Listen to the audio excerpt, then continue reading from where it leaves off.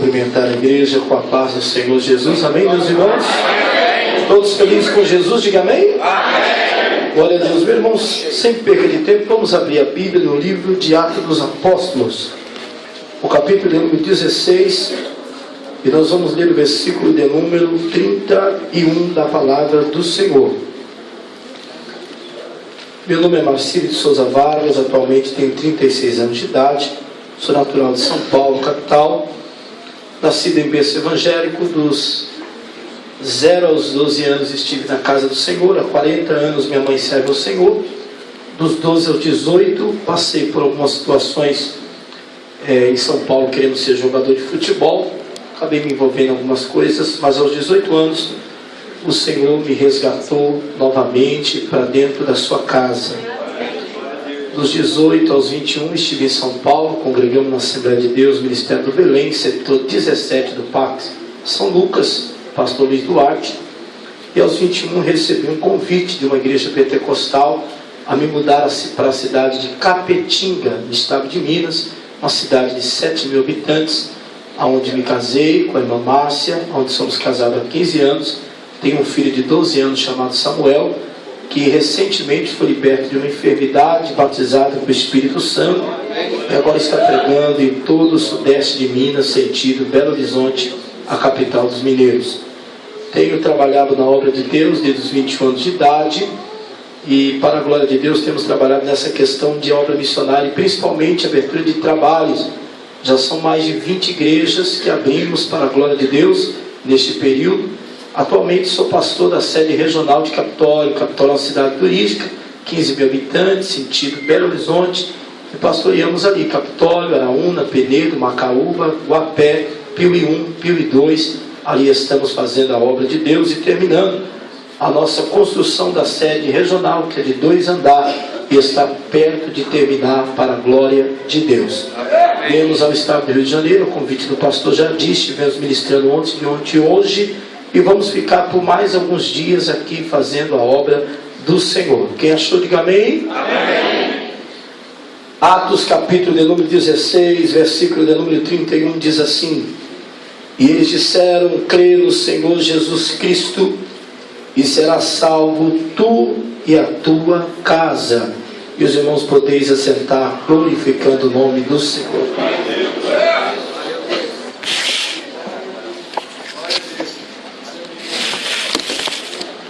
Há uma necessidade muito forte da igreja ser conscientizada sobre algumas coisas.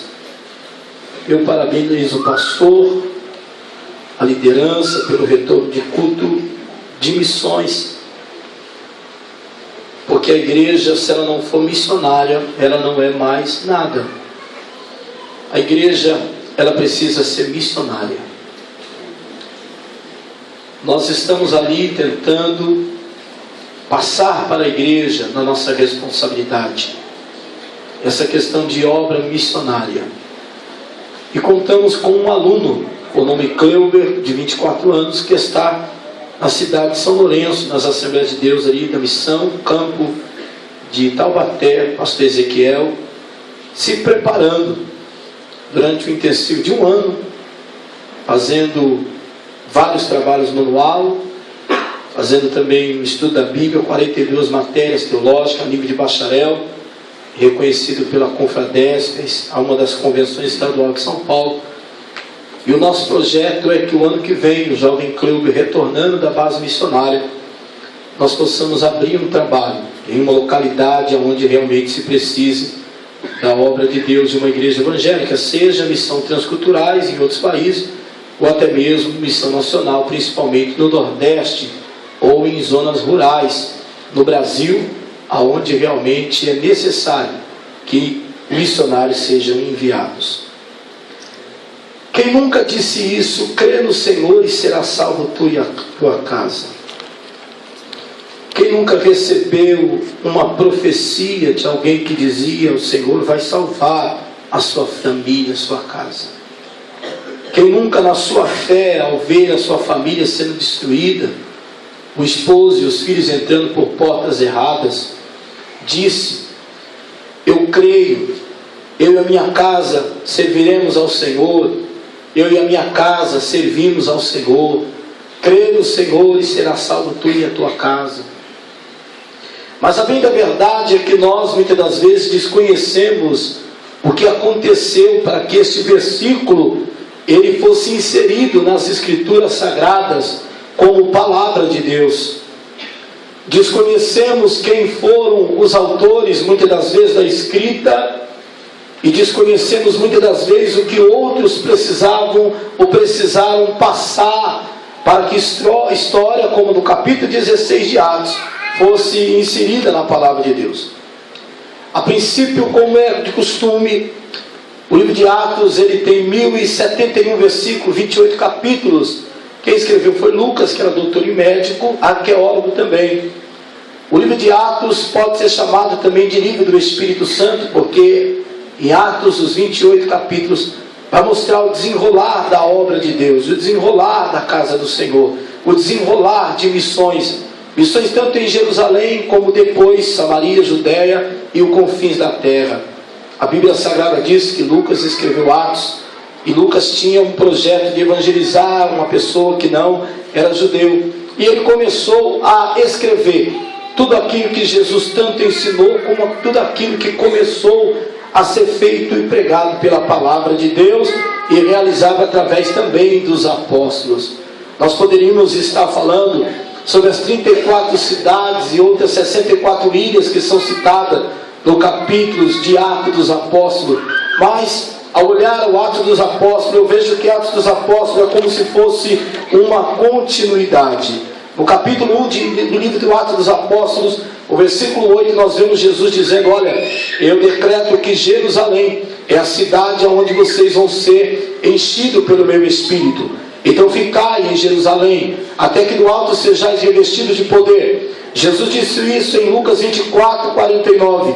No capítulo 1, versículo 8 de Atos, a promessa vai sendo enfatizada dizendo: e recebereis a virtude do Espírito Santo que há de vir sobre vós, e vocês serão a minha testemunha, e vocês vão evangelizar Jerusalém e as cidades circunvizinhas. O capítulo de número 2 de Atos vai mostrar o cumprimento desta promessa. Atos capítulo 2 vai dizendo: cumprindo-se o dia de Pentecostes, estavam todos eles reunidos no mesmo lugar, assentados, e de repente veio do céu um som como do vento veemente, impetuoso, que encheu toda a casa que estavam assentados. E foram vistas por eles línguas repartidas como que de fogo, as quais pousaram sobre cada um deles, na quais começaram a falar em outras línguas, conforme o Espírito Santo lhe concedia que falassem. Nessa época, depois da Páscoa, 49 dias, cerca de 16 povos de 16 nações estava para uma comemoração normal, como uma das 5 grandes festas que havia no judaísmo. Foi esse dia em que o Espírito Santo invadiu o templo. Foi nesse dia que o Espírito Santo resolveu encher, batizando cerca de 120 com o Espírito Santo, porque obra missionária sem o Espírito Santo é frustração na certa. Obra missionária sem a presença de Deus não caminha, não anda. A obra de Deus vai caminhando, e no capítulo de número 3, uma das grandes evidências de missões é cura divina. A Bíblia Sagrada diz que perto de 3 horas da tarde, homens de oração como Pedro e João foram ao templo, que tinha por nome Formosa. A Bíblia diz que do lado de fora havia um homem que há muito tempo era coxo e não andava. Olhando para eles e pediu uma esmola. Pedro e João estavam como muitos de nós na prova financeira. Porém, o fato de estarmos na prova financeira não significa que não temos uma comunhão com Deus ou uma autoridade espiritual. Pedro e João disse: nós não temos ouro, não temos prata, mas o que nós temos nós te damos. Em nome de Jesus o Nazareno, levanta e anda. A palavra de Deus diz que aquele homem foi curado. A obra missionária, ela passa por muitos aspectos. No capítulo de número 4 de Atos dos Apóstolos, a Bíblia diz que as primeiras grandes perseguições começaram a vir sobre a igreja. Pedro e João comparecem ao Sinédrio para dizer o que aconteceu e aonde aquele homem foi curado. No capítulo 5 do livro de Atos, a Bíblia Sagrada diz que havia uma comunhão em dízimo, em oferta. A obra de Deus não pode ser feita sem oferta. A obra de Deus Deus não pode ser feita apenas no vácuo. A obra de Deus, ela tem que ser feita de 3 formas. Você que está aqui me ouvindo, você pode fazer a obra de Deus de 3 maneiras. A primeira maneira é se você tem uma chamada. Junto com a chamada você tem uma coragem, e você abandona tudo e todos para viver em outro estado, com outros costumes, com outras línguas, com outros dialetos. E aí o Senhor, depois de algum tempo de passar por alguns problemas e dificuldades, Ele vai estar te usando e te abençoando. A segunda forma é você tirando dinheiro e abençoando a obra missionária. A obra missionária espera que alguém ore por ela, mas que também alguém contribui com ela, para que ela continue avançando. A terceira forma é alguém que não tem condições financeiras de aplicar em missão. Missão é terreno fértil, missão é coisa interessante. É como o nosso irmão disse, missão é como o sangue que corre nas veias de Deus, é como o coração que palpita dentro do peito de Deus, da mente, da alma, do coração de quem serve ao Senhor. Essas 3 formas podemos fazer missão. A Bíblia Sagrada diz que a obra estava crescendo, todo mundo estava vendendo as coisas para aplicar aos pés dos apóstolos, para que as famílias e a obra missionária fosse avançando. De repente Ananias e Safira, ao fazer um voto, retém aquilo que prometeu.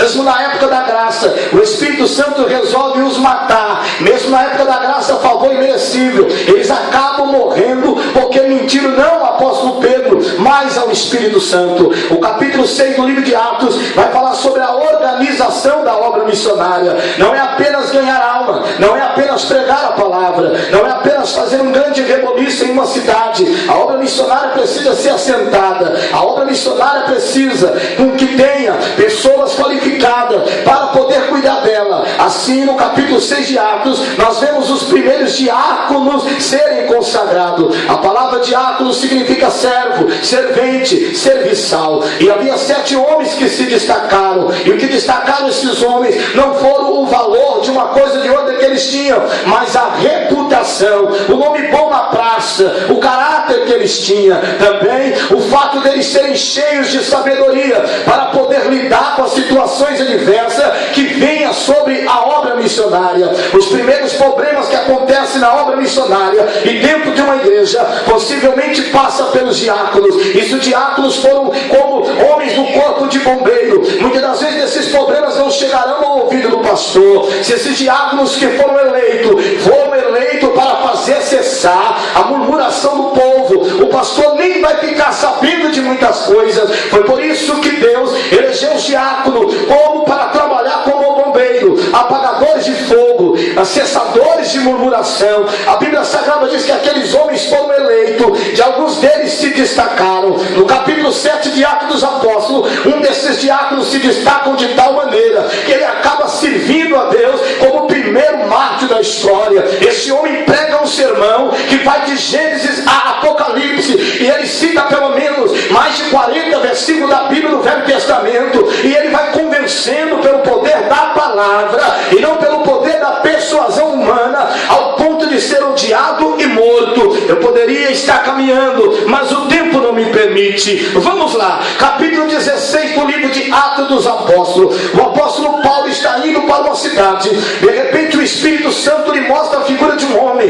dizendo: não, nós precisamos de você na Macedônia, nós precisamos de você na nossa região. Tem algo que está acontecendo aqui de maneira muito maligna e diabólica, e isso precisa parar. O apóstolo Paulo já tinha ido para a primeira viagem e passou por 9 cidades. Agora, na sua segunda viagem missionária, ele vai passando por algumas cidades. Uma dessas cidades era a cidade de Filipos. Na verdade, Filipos não era bem uma cidade, porque contava com 7, 8 mil habitantes e era uma colônia de Roma. A Bíblia Sagrada diz que o apóstolo Paulo, obedecendo a visão de Deus, ele vai até a cidade de Filipos. A palavra de Deus diz que aquela cidade nunca mais seria a mesma, aquele povo nunca mais seria o mesmo. Filipos seria abalado de uma forma que o nome do Senhor seria glorificado, e posteriormente uma igreja teria sido fundada e o nome de Cristo foi glorificado. Muitas das vezes, como citamos, cremos no Senhor Jesus e será salvo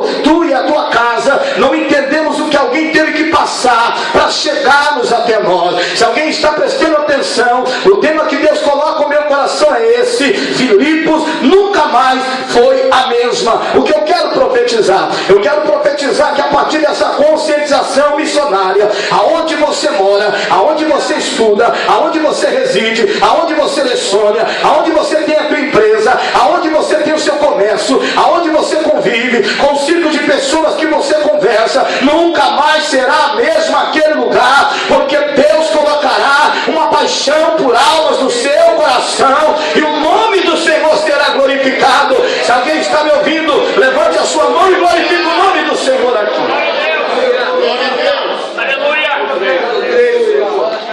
Por que Filipos nunca mais foi a mesma? Porque Filipos recebeu 2 homens de Deus. Filipos não recebeu 2 espertalhões. Filipos não recebeu 2 estrelas. Filipos não recebeu 2 ratos de tesouraria. Filipos receberam 2 homens de Deus. A obra missionária precisa ser feita por toda a igreja, todos os obreiros, todos os departamentos. A obra de Deus precisa estar de maneira latente no coração de cada crente. Porém, há uma boa parte do povo de Deus que tem aversão para missões. Muitos, ao ver pessoas sendo queimadas vivas, decapitadas, mortas, muitos, ao verem alguns vídeos que são passados em muitos lugares de conscientização missionária, logo dizem: como eu vou para a obra missionária? Há muitos dizem que são novos, outros dizem que são velhos demais, outros dizem que não querem abandonar o seu emprego, seus estudos. Há outros que dizem: a obra missionária já está cheia, está aí batendo cabeça missionário. Não, verdadeiros missionários não. Está sobrando. São outros grupos de pessoas, mas missionário está faltando. E Deus conta comigo e com você, para ganharmos tempo.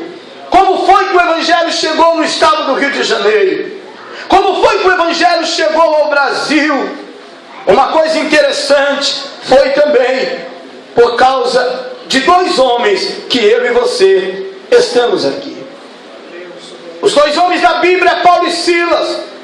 Os 2 homens que impactaram a nossa história, a nossa cultura do Brasil, é Daniel Berg e Gunnar Winick. 2 suecos que deixaram a sua igreja, deixaram os seus pensamentos, deixaram de lado o pensamento de não acreditar no Espírito Santo e nos dons. E depois de alguns dias de oração, passando por Rua Azusa, receberam o batismo como Espírito Santo. Depois de quase 17 dias em um navio, ponto de morrer devido às doenças e às enfermidades, chegaram a Belém do Pará e começaram a pregar a palavra de Deus.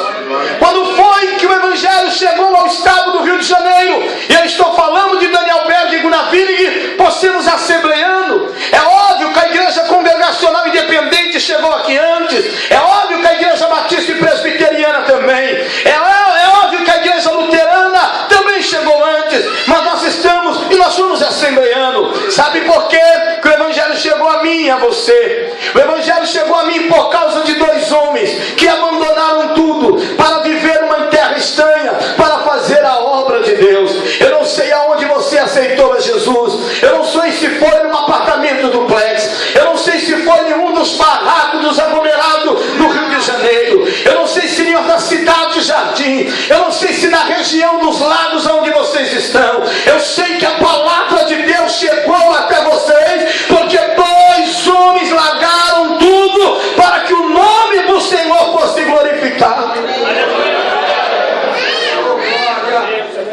Deus conta com 2. E como Jesus enviou de 2 em 2.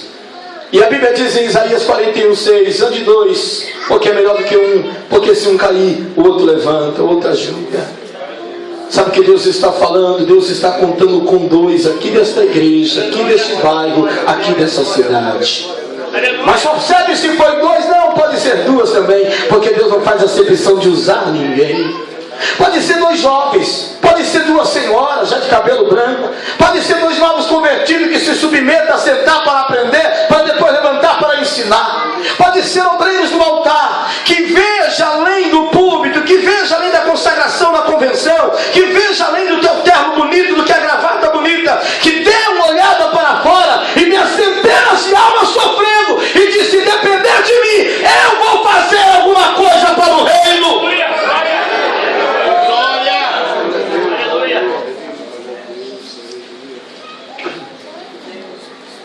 Naquela escola terrível, onde os princípios absolutos de Deus têm sido mudados por princípios relativos, você que estuda, jovem, Deus conta com você lá. Você é um Estevão de Deus naquela escola. Você é um Filipe de Deus em Samaria. Você é um Jesus de Deus em Nazaré. Aquela vizinhança maligna, com esses funks podres aqui que tem no estado do Rio, que está pegando em tudo quanto é lugar.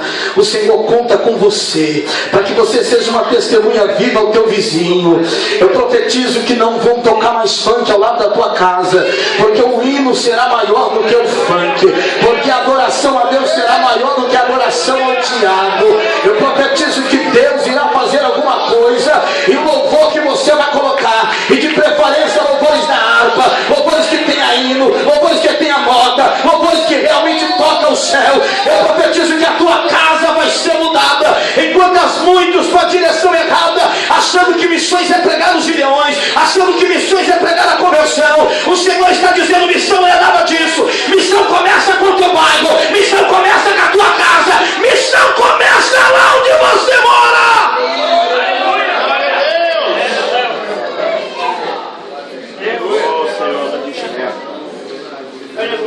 Sabe por que Filipos nunca mais foi a mesma? Porque Filipos recebeu a pregação da palavra.